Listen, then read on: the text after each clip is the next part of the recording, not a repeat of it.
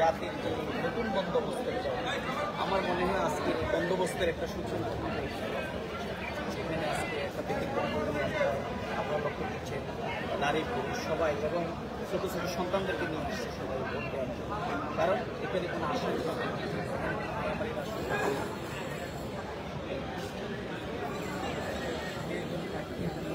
অসুস্থ তারপরেও আমি নির্বাচন আমার খুবই ভালো লেগেছে।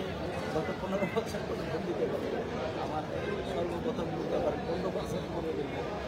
এটা একটা অন্যরকমের কাম, যারাই নির্বাচিত হবে তাদেরকে সবাই গ্রহণ করবে এবং তারা রাজশাহী বিশ্ববিদ্যালয়ের দেওয়ার জন্য আমাদের জীবনের সবচেয়ে গোল্ডেন পিরিয়ডে সেখানে গিয়ে নির্বাচনে অংশগ্রহণ করতে পেরে আমি নিজে আনন্দিত এবং যারা নির্বাচিত হবেন আমি অগ্রিম তাদেরকে অভিনন্দন জানিয়ে রাখতে চাই।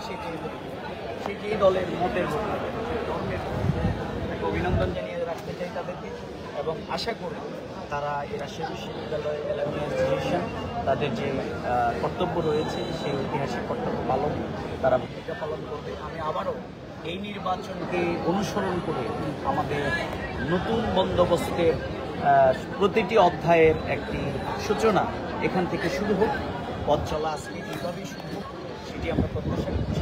সেই মেসেজটাই গোটা যাচ্ছে। যারা নির্বাচিত হবে তাদের কাছে কী তাদের কাছে আমাদের প্রত্যাশা তো অবশ্যই তাদের কিছু কার্যক্রম এখানে রয়েছে রোয়ার পুনর্গঠনে এবং এখানে বিগত দিনে আমরা যেটা জেনেছি সেটা হচ্ছে এখানে অনেক দুর্নীতি হয়েছে এবং এখানে অনেকগুলো ফান্ড তছরূপ হয়েছে। আমরা আশা করব যে বাংলাদেশের যে মূল সমস্যাটা সেটা হচ্ছে দুর্নীতি, আর যারা ক্ষমতাবান হয় তারা দুঃশাসনের দিকে তাদের ক্ষমতার উল্টো প্রয়োগ তারা আমরা এই দুইটা জায়গায় তারা পুনর্গঠনের কাজে দিয়ে আসবে।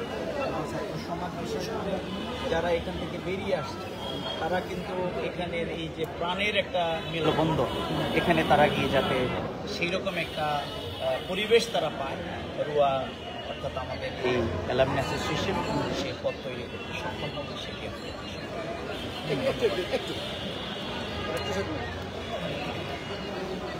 আমি যেভাবে কথা